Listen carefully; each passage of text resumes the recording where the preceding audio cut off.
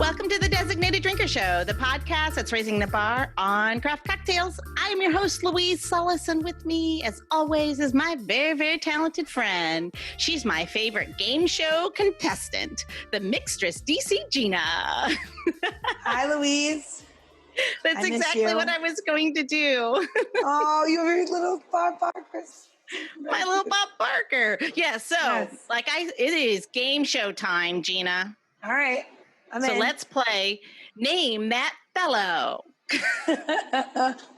Okay. You're gonna get this, I'm sure. Okay. At birth, he was a hefty 13.5 pounds, and he was born in Hoboken, New Jersey. Need more? Imagine that. His father was a bantamweight boxer, and he fought under the name of Marty O'Brien. I know who it is. Okay, are you sure? Keep going. I don't know. Okay. I don't know. His mother was influential in Democratic circles, and she made him be the best dressed kid in the neighborhood. And this stuck with him throughout his entire life because he was always known as an impeccable dresser. That's right. You got it? I mean, should I say it or should I wait? Okay. I'll wait. Okay. Give me the last fact. Okay, well, there's a couple, but you jump in there anytime you know. He was actually really good friends with President John F. Kennedy. But do you know, as a young man, he was arrested for seduction and later charged for adultery because she was a married woman. So I'm going to tell you this. My Aunt Teresa's been dead for 10 years. But if I didn't know it was Frankie Blue Eyes, she'd come up from the grave and smack me in the face. Ding, ding, ding, ding. You are a winner. Give me the last fact, because I think here's a crazy thing. So apparently his son was kidnapped and held for a $240,000 ransom. I did not know that. And he was safely returned to him. But apparently Frank Sinatra had to call them from a payphone. You know, okay, millennials, it was a phone that you had to put money in so that you could make a call, and they were on the street corner. Just so, and during the call with the kidnappers, he ran out of money. He didn't have any more coins in his pocket. So for the rest of his life, he had a roll of dimes in his pocket. But again, that's cool. Fortunately, he did.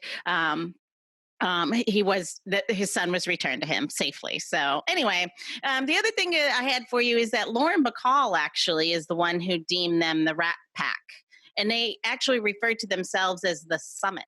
That was something Lauren Bacall did. They did do it themselves. So, and then the other thing I had, he's under FBI surveillance for over 5 decades because of his mob influences, and that's our connections, and that's why JFK actually broke off their friendship. And then, unfortunately, he died. Well, he lived at 82 years, and he died in May 14th, 1998. That is the end of your Frank Sinatra lesson for the day. Now, ask me where I got to see him sing live, because this will be the best thing ever. Gina, where did you get to see Old Blue Eyes? In Houston, Texas, and I was the whopping age of 6 years old with my parents. It was one of his last concerts at the Astrodome. Why were you in? I lived in Houston for a year. I didn't know that. Most people don't know that, but I was. There you go. So there you go. All right, let's bring it on. Who do we got today? So speaking of Sultans of Swoon, let's introduce today's designated drinker, shall we? Hold on, let me get this right. He is the ambassador to the Americas for Amaro Montenegro. It's Tad, or known as Sultan of Swoon. Evidently, I have never been called by that name before, but it has a ring to it, and I like it, and I'll take it. I had to find that you're being a crooner yourself, apparently. A wannabe at most, I think, yes. But I am from New Jersey, and I do carry a roll of dimes in my pocket, but not for payphones. In certain parts of New Jersey, if you don't have a roll of dimes in your pocket, you're going to be in trouble should you ever encounter situations where you might need to get. And here all along, all those girls just thought you were happy to see them. Ish, I I hope guess. it was more than a roll of dimes. Yeah, if it's a roll of dimes, I don't know how happy they would be. Anyway, maybe we just put that part right up. How quickly did we go off the rails? Woo! Super quickly. So please, so that everyone knows, please explain why you have such a connection to Saint Frank Sinatra and make my intro at least make some sense. Well, okay. Growing up, my grandfather was actually a big band musician. So I grew up as a kid hearing all, Frank Sinatra, Dean Martin, and all the kind of crooners, as well as Duke Ellington and some other really well-known old jazz artists and big band artists. So I kind of grew up, not necessarily by choice, but being immersed and surrounded by the music all the time, and just kind of through osmosis, I learned the songs and the mannerisms and the nuances and stuff. And then as a teenager, I really actually began to appreciate that it was part of my background. So that's awesome. But what are you doing currently? That's what's the kicker here. Well, why we bring it up now. Okay. What have you been doing during COVID?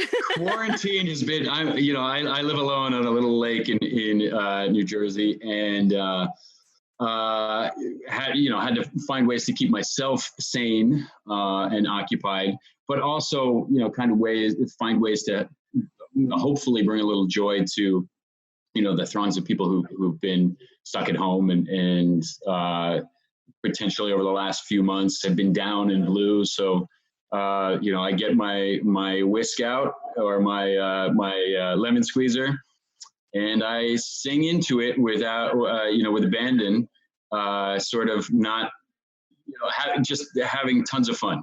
I've never had fun by myself in my life.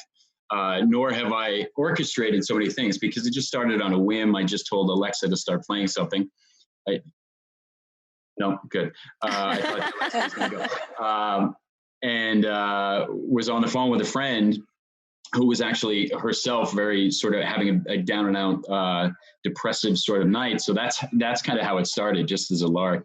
And then I think I'm up to probably 7 or 8 or 9 different Frank Sinatra songs that I've done. And now I'm getting requests from people to like sing at their weddings or their bars or their kids and things like that. So, it's a potentially a side hustle as a low rent lounge lizard. But it's been a ton of fun, and it's brought me joy, and hopefully it's brought other people joy too. Hey, we all need a side gig. Tad, Mr. Carducci, if you will, I have known you for decades and did not know that you played the guitar or any stringed instrument or sang like that. So you want to be a lounge lizard in any of the places I own whenever you want? I would be overjoyed to do it. Thank you, Gina. That's right. I can't even believe how nicely you sing. No, thank you. That's nice. So I know you, Gina, you and Ted go back a minute. How did you guys get to know each other? Or can we know that story? Todd Thrasher. I'm waiting to see how she's going to answer this, because I have an addendum to the story if she doesn't. Oh. No, you can give the original way that I met you was when Todd Thrasher first met you, and that was in when he was, I think he was going to open, or he was opening his bar. That's how I definitely remember the first time, but I was terrified to talk to him. So that was when I first met him. But I don't know when you think our first encounter was. I agree with you, but I think that our first time spent together, I think Gina and I definitely we realized we were sort of kindred spirits very early on, within a couple minutes of meeting each other. But I believe the first night we ever spent together culminated at a strip club. Very, very, very late at night or very early in the morning. This is such a better story. This story is so much better. One looks at it, and I believe Gina Chersmani was making it rain all over this strip club purchasing lap dances for everybody she knew. And I immediately knew we were going to be longtime friends. That's awesome. I love the fact that she's about 8 shades red right now. That is amazing. In a million years, I never thought you would have said that on the podcast, but I'm totally into it. It's fine. Shall I unsay it? Well, no, it's okay. I mean, if my kids ever go to a strip club and they don't make it rain, our mama would not be so proud. So it's fine. I wouldn't think so. Tad, what? That was a crazy night. But that was also the same time I met you. So, I mean... Yeah, and we were. It was a different lifetime, different lifestyle for the both of us because neither of us had children.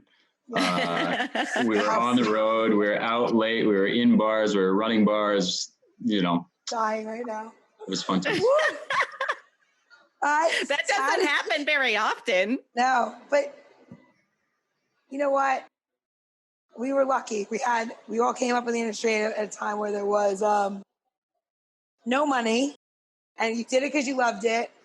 And we all did it because we loved it. And we worked and we worked and we worked. And everyone always says, oh, you guys are so lucky. I'm like, if you ever knew how hard we all worked for you guys to get here. Yeah. You would every time you see one of us be like, whatever you need. Yeah. You know? Mixology, when we were coming up, was 3 bottles in this hand, a soda gun in this hand. Go, go, go, go, go, look up, take money, go, go, go, go, go. It was a very, very different game. I agree.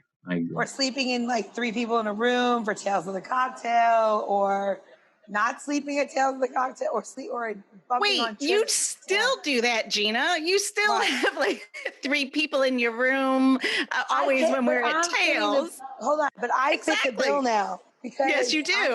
I know how hard it is. Listen, I will tell you, bartenders, I don't care where you live in the world, are some of the hardest working people because you're the first in, Amen. last to leave, your feet hurt, you smile all the time, and that guest might have come in at 5 o'clock and they're leaving at 2 o'clock in the morning, and you're the person that greets them and you're the person that says, it's going to be okay, and you send them on their way. So, not an easy gig. No, I don't think anyone would. I don't think anyone would say that, especially not on this podcast. Speaking of gigs, Mr. Carducci has a new gig. What new? Tell us about your new. I want everybody to know what you do, Tad. Okay. Because you're no longer behind the stick. I am no longer behind the stick. I am the American brand ambassador for Amaro Montenegro, which is right here behind me. And I have been doing this now for, look at you, for about a year and a half. And prior to that, I had worked with, consulted with, as you know, probably a dozen or more Amaro brands over the years, and kind of helped raise awareness for the category because I love things bitter. I'm a bittersweet, generally bitter, but sometimes sweet individual. So, it's a category I grew up with and have known and loved for so many years. And never would I have thought I would work for a brand, having been a bar owner, restaurant owner, consultant for so many years. But it's been truly, truly amazing. I travel around the country when there is a country to travel around and things are open. Just educating bartenders and distributors and consumers and all kinds of people about Italian spirits and lifestyle and culture and history and throwing events and guest bartending and hanging out with bartenders and restaurant people who I love very dearly. So it's could be a lot worse ways to make a living. Absolutely. So for our listeners, obviously we're going to be lucky because we're going to partake. How do you explain Amaro? Because I'm the novice, so other than hugging your bottle, tell me about the spirit. Okay. Yeah. Amaro in general, for me, the easiest descriptor that I've come up with or used, the kind of most concise description, is bittersweet herbal liqueur, traditionally drunk after dinner. you can really just stop at bittersweet herbal liqueur. It sums up the entirety of the category, from the kind of most sweet and gentle and herbaceous to the most bracingly bitter and astringent. So something like Amaro Montenegro, which is kind of light and floral and herbaceous and bitter and sweet, to something like Fernet Branca, which is intense and higher in alcohol and very bitter and very astringent. So bittersweet herbal liqueur. Amaro means bitter in Italian, so it's kind of a direct translation. And the category has been around kind of commercially for about 150, 170 years, when the brands started becoming commercially available. But the idea, just like with vermouth and aperitivo liqueurs, and the whole idea goes back thousands of years to the Roman Empire, when these things would have been medicinal in origin, and they would have been tonics or preventatives or elixirs for different ailments, and they would have been different botanicals, herbs, spices, barks, fruit peels, roots, things like that, steeped into wine, and then it became into distilled spirits. Right around 1000 AD, and that created distilled spirits are much stronger, created much more kind of potent, powerful tonics or tinctures, and so it really stems from it's got a very long and very rich history. What we know is that they're very good for helping to stimulate the appetite or stimulate digestion. So whether or not they work as a panacea for all these other things, we don't know, and we cannot claim that they make you hungry and they make you full. The Italians Italians and Europeans in general are masters at, the culture is so tied into food. They know how to drink before the meal, during the meal, and after the meal. So it's I think we as Americans are learning. Yes. And here's a very cool little thing that I think we take for granted and don't think about. When we think about the idea of stimulating the appetite or stimulating digestion, we know it works. We believe it works. We see it in action. But why does it work? Why do these things stimulate our appetite or digestion? For me, I mean, there are many reasons, and many of the botanicals have different compounds that will help stimulate, but it really comes down to one thing, and that is bitterness. Because in nature, bitter is a warning sign for poison. Yes. And in nature, if we consume something, bracingly bitter, our body wants to expel it as quickly and thoroughly as possible because it's going to kill us. Okay. So the brain tells the digestive system, guys, overload. Kick in. Overload. So you start to salivate profusely. Your esophagus starts to tighten up. Stomach goes. We create bile. Blood rushes to the stomach. Your body temperature raises so that you can get the shit out and have the best kind of possible fighting chance at survival. But when you shrink the kind of dosage down and just consume something mildly bitter, your brain says, "Hey guys, I don't want to get anybody, But we start to flip the switches, and we start the process, but we don't finish the process. Interestingly, most of the botanicals that are in aperitivo or in vermouth or in other fortified wines or in Amaro, in large quantities, are toxic. Could kill you if you like just tons of parts per million, but obviously in the very safe and delicious doses that we are drinking, we get hungry or we get unfull. Speaking of, Gina, do you think it's okay if we do a little taste, and just so we can talk through and tell me what I'm tasting? That's sure. The beauty of the show, is I just get to taste it. Well, Tad's going to tell you what you're tasting.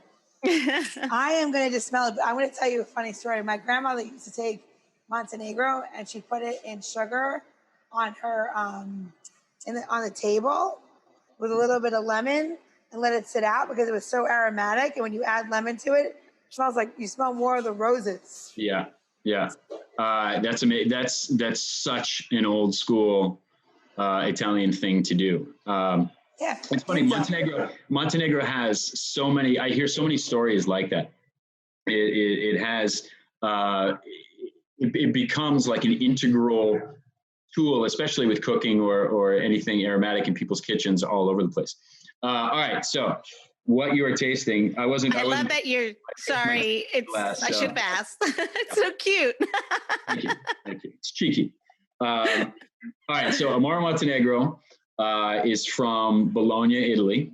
It was created in 1885 by a kid. Essentially, he was 23 years old when his name is Stanislaw Kobianki, the guy who founded Amaro Montenegro and created it. And he had just come back from sailing around the world on a merchant ship for like 3 years and collecting experiences and botanicals, obviously, from around the world, and came back and created Amaro Montenegro. So it's 40 botanicals from all over the world.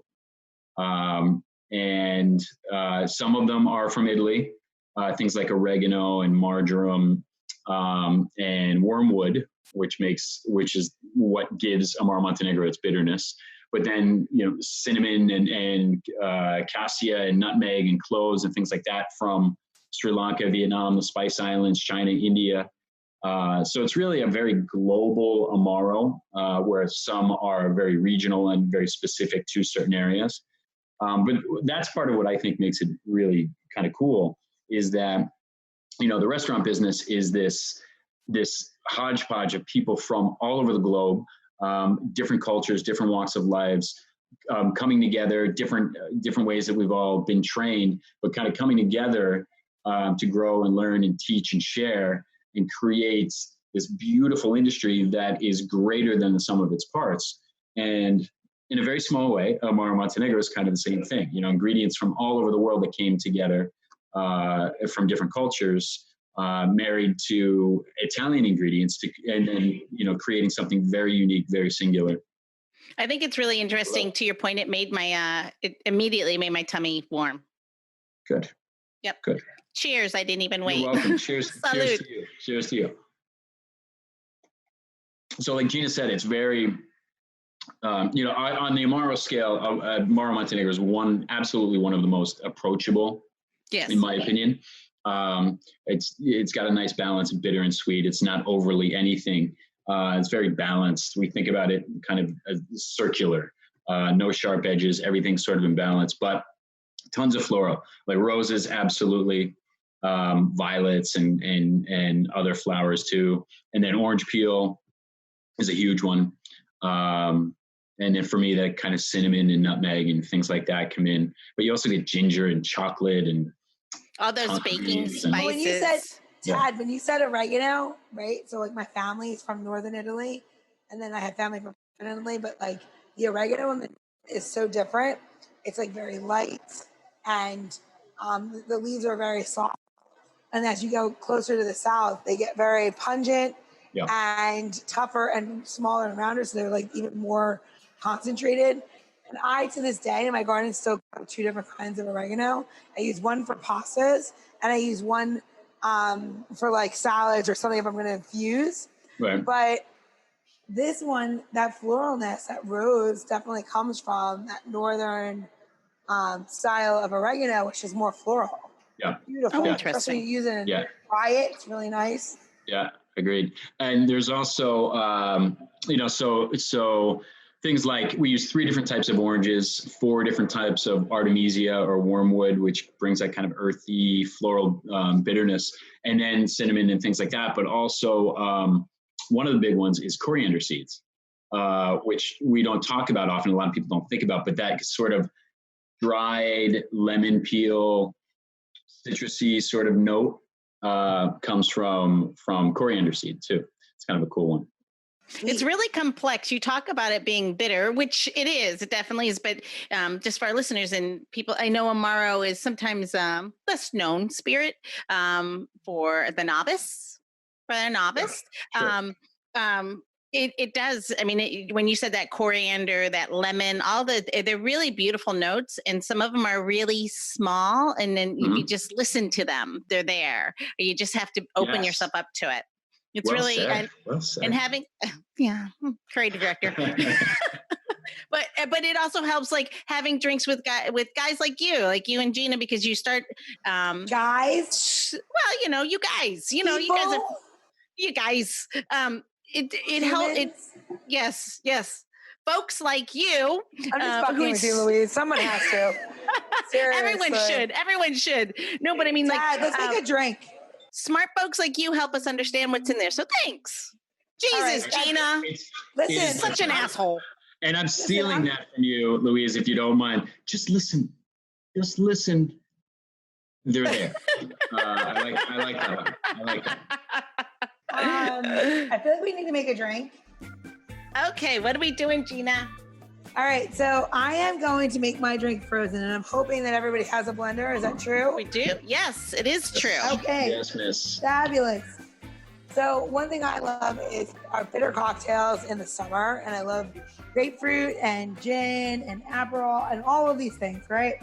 So Aperol already is also a bitter ingredient, and you can make this drink shaken all together if you want, or you can change it up. But how I want to present this cocktail is a little bit different. We're going to actually use the Montenegro as a floater, and we're going to introduce this as a whole different for our listeners. It's a little bit complicated, a little bit more complicated, but a lot more fun. So we're going to do 1 ounce of gin of your liking. I am using foraged gin. You could use any in this cocktail. You should use what you like. And then I'm going to use Aperol, because Aperol and Montenegro are very nice friends. How much Aperol do you want? 1 ounce of gin, 1 ounce of Aperol. Okay. Now we're going to put grapefruit juice in there. Now this is subjective, okay? If you're a grapefruit juice holic, which I am, you can put in 2 ounces of grapefruit juice. If you like a little bit less, you are welcome to put in 1 ounce and just a little bit of water. But 2 ounces of grapefruit juice. That's what I want to say. 2 ounces of grapefruit. Okay, let's do it. All right. So now you're looking here. You're like, well, that's really not that much of a drink. We're going to add 1 cup and about 1/4 cup of ice. If that makes a lot of sense, because it's it looks small, right? But there's a lot of No, but frozen drinks, I think that's a common misconception. They put too much ice. How's that, Gina? That's about what you said. Yeah, so like 1 cup. Yeah, that's it. Perfect. Okay. So it actually translates, right? I was writing the recipe and I'm like, does that work? I don't know. All right, everybody blend.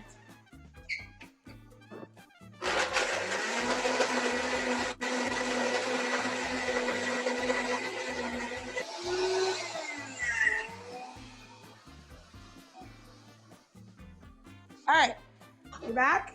What kind of glass are we going into? Anything you want. So pretty. All right. I didn't blend mine. Layer it up.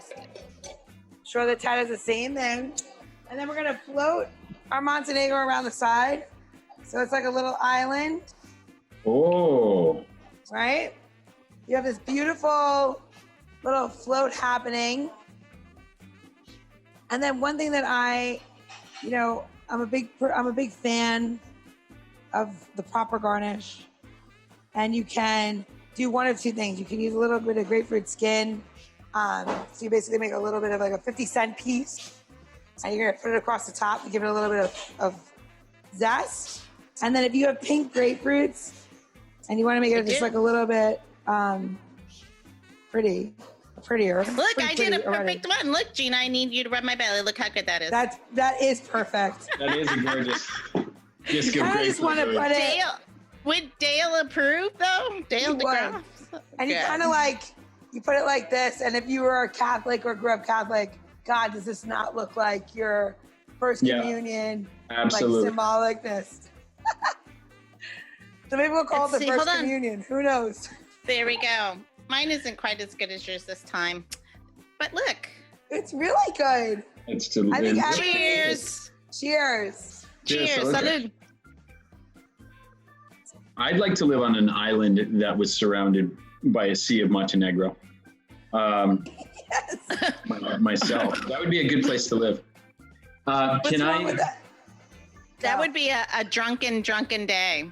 Yes. Yes. Every day. But our bellies would feel incredible.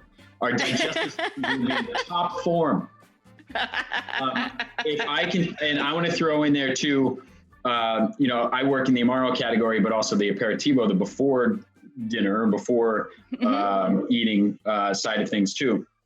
The color of mine is a little different. I didn't have a bottle of Aperol because I have drunk all my Aperol. So I'm using a different one. This is called Select. It's from Venice. And it's cool because I think we don't really think about this category very often. We think a lot about Amaro because there's so many different brands. And really we've seen Aperol and Campari and maybe like Contratto and Galliano. There's only really been a small handful of brands, but now all of a sudden people are paying attention to this category, and we're seeing more and more and more brands with different flavor profiles. So for me, we all crush Aperol because it's so delicious and it's so kind of light and orangey and orange blossomy.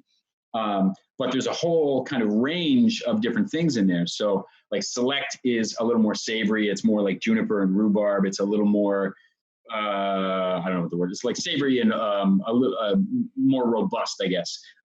So you can get different experiences within that same category. And then you have things like Campari on the other end of that too. So you can really have fun with all of these different products in the same category. That the product you were talking about, Select from Venice, is that easily found throughout the United States, or are you looking in your more specialty bottle shops? No. I think it's getting more and more easily found. It's only been in the States for a couple of years, but it's 100 years old. It's been, a staple in Venice and around Italy for 100 years, but it's only been in the States a couple of years. Doesn't have obviously the kind of exposure yet, but it's around the country for sure. Great. So it's time to do a little housekeeping. Gina, where are we going to go get this recipe? Where do we get the recipe? Tad's going to call your house. Give him your phone number, Tad. I'm going to go to designateddrinker.show. Wait, what? All right. I'm a little bit umbriaco right now, so everybody calm down. You know what that means? Okay. Look at my face right now. I'm so right. It's like affecting me. It's designateddrinker.show. You find out all my tips, tricks, and how-tos right there. Look, she's doing great. Yes, you can find all of Gina's cocktail recipes there from this show, as well as all of the ones before this one. A drink from Tad. Tad, will you share a recipe for us to post online? I would be more than happy to share a recipe or two with you. I don't know as though I could, my recipes don't hold a candle to Gina. Gina Chersavani can make a goddamn drink. I will tell you that. She's one of the best. Absolutely. Like drinks that actually taste really, really good. Drinks that are actually intriguing and novel and very, very thoughtful. I think a lot of people just, it's like verbal, never mind. I was going to say diarrhea, but no one wants to think about diarrhea in a drink. So, I mean, unless you're into that. No. Gina makes delicious drinks that work. They're not the easiest drinks to replicate at home. But if, for people who enjoy doing this, and put in a little effort, they're absolutely magnificent. Yes, absolutely. What's funny is that you talk about how you met Gina with Todd Thrasher. My story about that is Todd was on the show. We did a 2-part episode where I thought, I'm sitting with two of the best, right? I'm hanging out with Gina and Todd, and it's going to be a great day at drinking amazing cocktails. No, not at all. We're at Todd's new bar, and we're drinking shitty Chardonnay out of a can. I'm like, what is wrong with this picture? It was terrible, but I got... that day, that was very drunk. Shitty rosé in a can. There it is. Oh, nothing's changed. Yeah. This Todd Thrasher that you speak of. The asshole. Todd Thrasher has been, he's been known for years as also somebody very inventive with his flavors and his techniques. Knows a ton about wine and food and all these different things, but the fucker drinks Captain Morgan and Diet Coke. And it's terrible. I've just, for years now, I've just been, I guess, I can't be one to judge. I eat sometimes Campbell's bean and bacon soup out of a can. I like McDonald's. I'm not going to lie about it. So I guess he can he can drink his Captain Diet, but it's fucking repulsive. It's disgusting. Todd's not even here to defend himself. That's exactly the way it should be. Hold on. Call him up. Yeah. We're talking That'd shit. be so funny. I'll do it. You know what? When DC reopens again, due to this time, we should definitely do something on Todd's rooftop at Tiki TNT, the three of us. Just only for the happy hour for like 1 hour, because none of us could actually make it through the rest of the shift. No. We'll get the young guys to take over after we've destroyed the bar. I agree. Because I know that I have done like 2 or 3 hour guest shifts behind some of your bars. And even in that time, it was enough for me to destroy the bar and have other bartenders like Frankie, I believe, like say, yes, get this guy out of the bar. Get him out of the bar. Frankie's always like, God, who's coming from New York? I'm like, oh, my friend Tad's coming. He's like, great. Can't wait. Yeah, they're coming. Yeah. You know how I knew I was done or needed to be done as a bartender? We opened a bar. I was an owner of a bar called the Tippler in Manhattan that opened in 2011, and it was the bar. It's still going, and it's a massively busy bar. It's a big bar, and it gets crushed. And we've got all kinds of cocktails and wines and beers and different things. My first Saturday night shift at the Tippler, I wanted to show the team that I could do it better than everybody and be a leader in the trenches. My first Saturday night shift, I got on the bar at 7 or 8 p.m. and at 4 a.m. was the first time I was able to step away from the bar. I mean, got annihilated, destroyed. Cleaned up, went home. Woke up the next morning at about 11 o'clock, and I couldn't feel my limbs. I couldn't feel my feet. I couldn't feel my hands. I felt like I had just been in an MMA fight cage match, where I was just really, I was the punching bag. I was the training. I was destroyed. That's when I knew, 2-hour guest shifts. I'm good with that from now on, from this point forward. Yeah, Gina lets me do little guest appearances at Suburbia. So all I'm doing is pouring. Yep, I'm pouring frozen cocktails or opening beers and just having them, maybe pouring a shot or two. I'm not doing the real work, but even that, I mean, because you're like, yeah, of course. And I love doing it. It's so much fun. But I'm only there for a couple of hours, and at the end, I'm like, I'm tired. Like, and I'm not really making cocktails. I'm just pouring what Gina has already put into the frozen machines. And but it's fun. But even that, like that being the host is it's fun, but it's tiring. Yeah, it is. So, so Gina, now that I turned 28, I'm like, this is hard. Yeah, I know those bones at 28, man. 28 is a tough age. Yeah. Do you know that was 19 years ago, Gina? Jesus. 19 years ago. Bringing it back to Italy, those little old ladies, they go up and down the mountains. They go all around the streets. They're in their 90s. They literally climb some of the steepest hills, and their legs, phenomenal.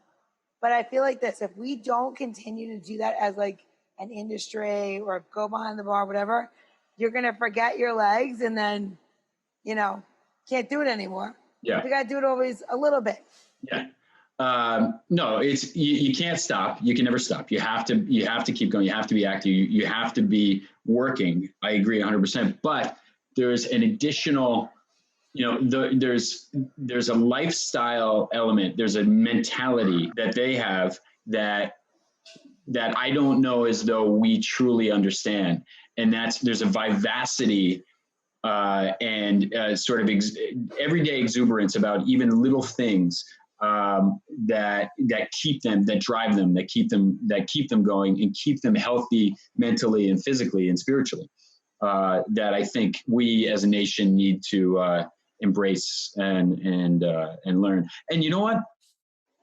If I may, you may. Okay, you know, this last fucking few months, you know, 2020 can kiss my ass, and it can kiss everybody's ass. This has been the craziest, most exceptional year.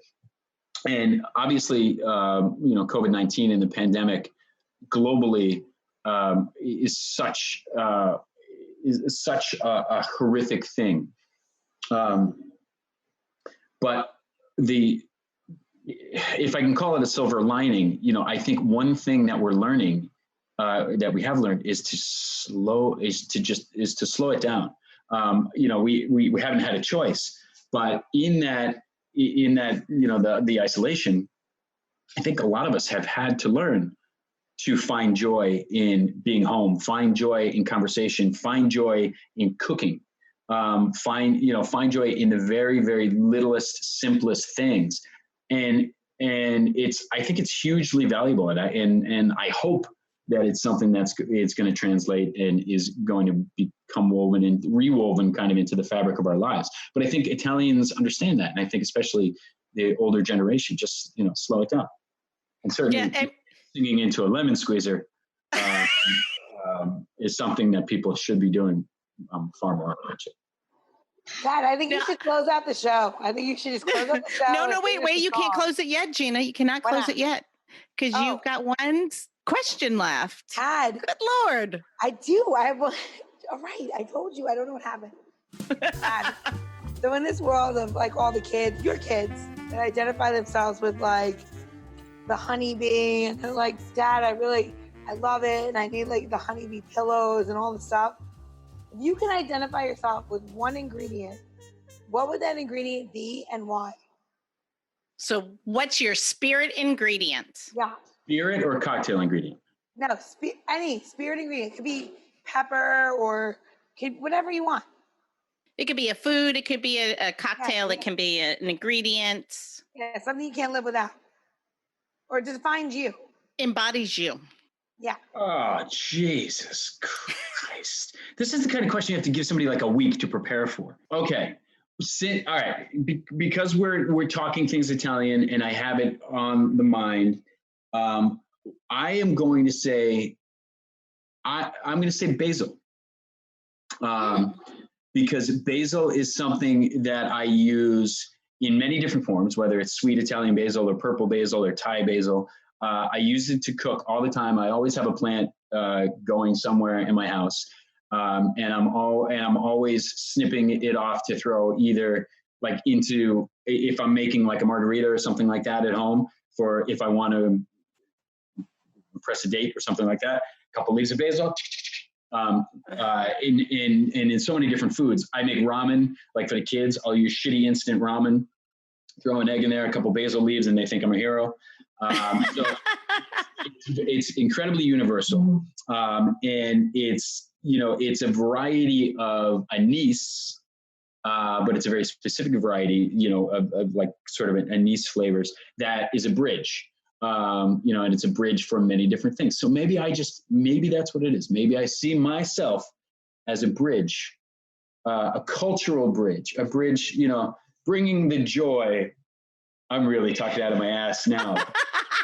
I am a human basil plant, Gina Chirsabani. I love it. Thanks. This is the best answer ever. Thanks. It is great. It is great. So, Gina, you were suggesting Tad do what now to get us out of here? I think that we end the show with Tad singing us a song. Or just sing and then we'll close the show. Janice, can we do that? All right. What do we want to hear? No, what about a little Louis Prima? Shall we do? There we go. Let's do that. Lena. No, we'll do Frank. We'll do Frank. Since we opened the show with Frank, we should close the show with Frank. Shit, now I'm on the spot. It's summer's here almost. Yes, it is here. The summer wind came blowing in from across the sea. I lingered there, touched your hair and walked with me. Summer long, we sang a song and we strolled that golden sand. Two sweethearts and the summer wind. Yes. Oh, so much love. Cheers. Cheers. Cheers. Thank you. Cheers. Thank you so much for having me. It's been a huge, huge pleasure. Bye. Very much. Bye.